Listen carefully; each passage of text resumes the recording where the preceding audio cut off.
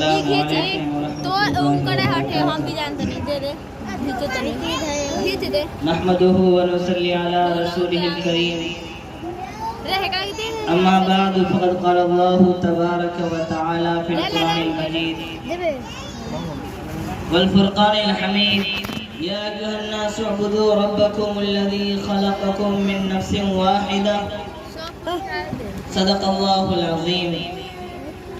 वक़ाल अन्नबी सल्लल्लाहु अलैहि वसल्लम अन्निकाहु मिन सुन्नती फमन रग़िब अन सुन्नती फलैसा मिन्नी। मेरे मोहतरम बुजुर्गों दोस्तों, अल्लाह तबारक व तआला का बहुत बड़ा एहसान और करम है कि उसने हम लोगों को एक दीनी महफिल में जमा किया, जिस महफिल में अल्लाह तबारक व तआला और नबी अकरम सल्लल्लाहु अलैहि वसल्लम की इताअत व फरमाबरदारी की बात की जाए। मेरे मोहतरम बुजुर्गों दोस्तों, हम लोग जो यहाँ जमा हुए हैं इस बात से बखूबी वाकिफ हैं कि ये महफिल एक अज़दवाजी जिंदगी के मुताल्लिक सजाई गई है, रचाई गई है। मेरे मोहतरम बुजुर्गों दोस्तों, हम लोग जो बैठे हैं वो निकाह के मुताल्लिक, शादी के मुताल्लिक बात करने या उसके मसाइल, उसके फ़ज़ाइल को समझने की कोशिश करेंगे।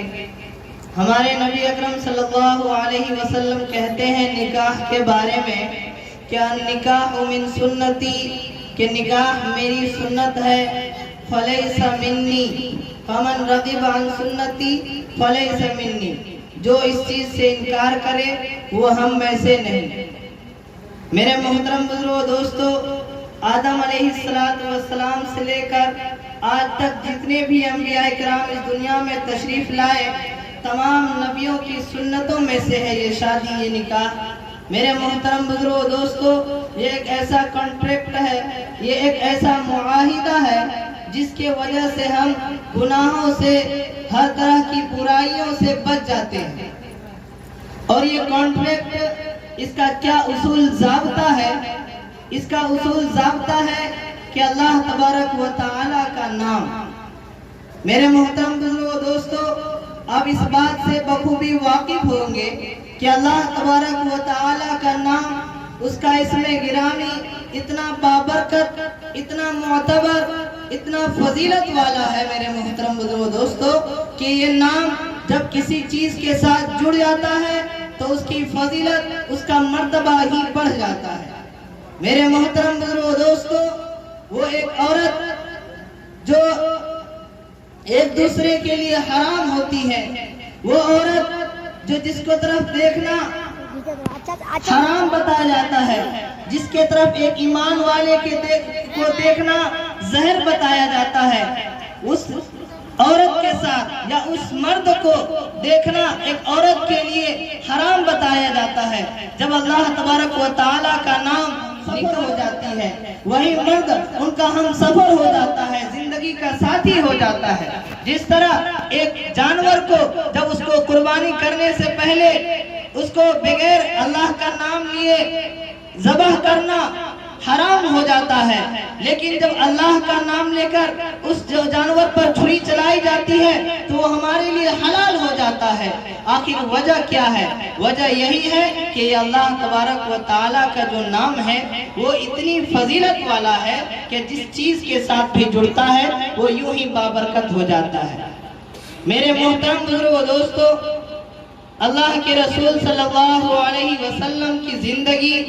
नबी अकरम सल्लल्लाहु अलैहि वसल्लम की बताई हुई बातें, अल्लाह तबारक व तआला के जो अहकामात हैं, उन तमाम चीज़ों को इकट्ठा करके जब हम नजर डालते हैं तो हमें जिंदगी के हर उसूल, जिंदगी के हर स्टेप पर हमारी मदद करने के लिए तैयार होती है। ये कुरान करीम, ये अल्लाह के रसूल सल्लल्लाहु अलैहि वसल्लम की कौल व फेल। मेरे मोहतरम दोस्तों, हम जो बैठे हैं निकाह के मुतालिक, जब इसके बारे में बताया गया कि ये मेरी सुन्नत है और जो इस चीज से इनकार करेगा वो हम में से नहीं, का क्या मतलब? जब हमारे नबी सल्लल्लाहु अलैहि वसल्लम ہر ایک پانی پینے کا طریقہ، استنجا کرنے کا طریقہ دیا ہے، تو کیا نکاح کرنے کا طریقہ ہمارے نبی صلی اللہ علیہ وسلم نہ دیے ہو؟ ایسا ہو ہی نہیں سکتا۔ میرے محترم بزرگ دوستو، اللہ کے نبی صلی اللہ علیہ وسلم نے جب بھی کسی صحابی کا کسی چیز تلاش کیا تو وہ نیک سیرت مرد ہو یا عورت، نیک سیرت مرد ہو یا عورت۔ آخر وجہ کیوں؟ کیونکہ جب دینی تعلیم سے اور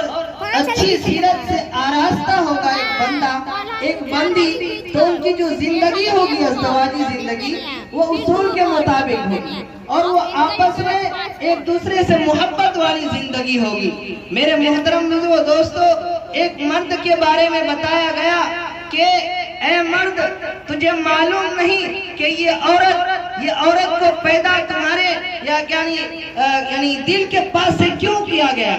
کہا گیا کہ سر سے پیدا اس لیے نہیں کیا گیا کہ تم عورت کو سر پہ بیٹھا لو، اور پیر سے اس لیے نہیں پیدا کیا گیا کہ تم ان کو پیر کی جوتی بنا لو، بلکہ تمہارے پہلو سے پیدا کیا کہ تمہارے سینوں سے چپتے رہے، تمہارے دل سے قریب رہے۔ میرے محترم دوستو، یہ تمام چیزیں ہمارے نبی صلی اللہ علیہ وسلم کے قول و فعل سے سمجھ میں آتی ہے۔ اسی طرح جب مرد کو کہا گیا کہ تمہیں اللہ تبارک و تعالیٰ نے گھر کا رہبر بنایا، گھر کا مالک بنایا، قرآن کریم کہتا ہے الرجال قوامون علی النساء، الرجال قوامون علی النساء، کہ مردوں کو گھر کا یعنی عورتوں پر حاکم بنایا، گھر کا ذمہ دار بنایا۔ میرے محترم بزرگ دوستو، گھر کا ذمہ دار اس لیے بنایا کہ کوئی بھی جو ٹیم ہوتی ہے یا کوئی بھی قافلہ، جب تک اس کا ایک امیر، ایک رہبر، ایک کمانڈر نہیں ہوتا ہے تو وہ قافلہ کبھی بھی صحیح سالم منزل تک پہنچ ہی نہیں سکتا۔ اسی طرح میرے محترم بزرگ دوستو، ایک جو فیملی چلتی ہے سوسائٹی میں، ایک جو ہمارا سماج، ایک خاندان یا ایک گھر ہوتا ہے، ایک فیملی ہوتی ہے، تو اس کو صحیح سالم چلانے کے لیے کس کو یعنی امیر بنایا جاتا ہے؟ تو اللہ تعالیٰ نے کیا کہا؟ الرجال قوامون علی النساء، کہ مردوں کو اللہ تعالیٰ نے حاکم بنایا۔ اور اس کے بعد نبی کریم صلی اللہ علیہ وسلم کی حدیث ہے کیا کہ کلکم راعٍ وکلکم مسئول عن رعیتہ، ہمیں مردوں کو ذمہ داری دی گئی، عورتوں کو بھی ذمہ داری دی گئی۔ اس حدیث میں کہا گیا ہے کہ تم سب کے سب ذمہ دار ہو۔ تم یعنی اللہ کے رسول صلی اللہ علیہ وسلم یعنی تمام ایمان والے کو یا تمام انسان کو مخاطب کر کے کہہ رہے ہیں کہ تم سب کے سب ذمہ دار ہو۔ اب یہاں ذمہ داری اب الگ الگ بانٹی جائے تو ہر شخص کی ذمہ داری الگ ہوتی ہے۔ ذمہ دار تو ہے، سب کا ذمہ داری کا طریقہ الگ ہے۔ مردوں سے پوچھا جائے گا کہ تم نے اپنی اولاد کی یا تم نے اپنے گھر والی کی، اپنے اہلیہ کی، اپنے ہمسفر کی کس طرح سے تم نے اس کا حالات کا، ان کے یعنی واقعات کا یا ان کے ساتھ جیسے بھی جو مسائل پیش آئے ان کو کیسے پیش کیا، کیا انہوں نے ان کے ساتھ نرمی کا برتاؤ کیا کہ نہیں کیا، کیا تم نے جس یعنی ارادے سے اپنے گھر لایا تھا ان کی زندگی اپنے لیے یعنی گھر میں گزارنے کی ذمہ داری لی تھی، کیا انہوں نے صحیح سالم صحیح طور پر ان ذمہ داری کو نبھایا کہ نہیں نبھایا۔ اسی طرح ایک عورت سے اللہ تبارک و تعالیٰ پوچھیں گے کہ ایک عورت، تمہیں اس شخص کے گھر کا ذمہ دار بنایا گیا تھا، تمہیں ذمہ داری دی گئی تھی ان کے اولاد کی تربیت کی، تمہیں ذمہ داری دی گئی تھی ان کے گھر کی عزت بچانے کی، تمہیں ذمہ داری دی گئی تھی ان کے گھر میں لانے والے جو بھی کمائی یا جو بھی چیزیں یا جو بھی یعنی چیز ہے اس کی نگرانی میں اس کی حفاظت کی کہ نہیں۔ میرے محترم بزرگ دوستو، یہ ہمارے نبی صلی اللہ علیہ وسلم نے بتایا۔ اب یہاں نکاح کا ماحول ہے یا کیا کہتے ہیں جو محفل جمی ہے اسی کے متعلق، تو اب ہم لوگوں کو یہاں سمجھنا ہے کہ نبی صلی اللہ علیہ وسلم کی شہزادی، ان کی امت کی ایک بیٹی کل ہمارے گھر آئے گی تو ہم ان کے ساتھ کیسے بیہیو کریں، کیسے ان کے ساتھ پیش آئے کہ کل قیامت کے دن اللہ تبارک و تعالی ہماری ذمہ داریوں کے بارے میں جب پوچھے تو ہم صحیح طرح سے جواب دے سکیں، ہم سرخروئی کے ساتھ ہمارے نبی صلی اللہ علیہ وسلم کے سامنے پیش آ سکے، یہ ہماری ذمہ داری ہوگی۔ میرے محترم بزرگ دوستو، عورت تو ایک طرح کی یعنی شیشے کے مانند ہے کہ جن کو ان کو جتنی کیا کہتا ہے عزت کے ساتھ، جتنا ادب کے ساتھ، جتنا لحاظ کرتے ہوئے اس کو رکھیں گے تو وہ اتنا ہی ہمارے لیے مؤثر فائدہ مند ہوگی. لیکن جیسے ہی ہم اس کے ساتھ غلط حرکت کیے، غلط طریقے سے پیش آئے، جس طرح ایک شیشے کا گلاس ہاتھ سے چھوٹ جائے، مجھے پتا ہے ہم جو اس چیز سے بخوبی واقف ہیں. تو میرے محترم بزرگ دوستو، جب اسی شیشے کو خوبصورتی کے ساتھ اچھی طریقے سے ٹیبل پر رکھ دیا جاتا ہے تو اس کی خوبصورتی بڑھ جاتی ہے. اسی طرح ایک عورت اس کے ساتھ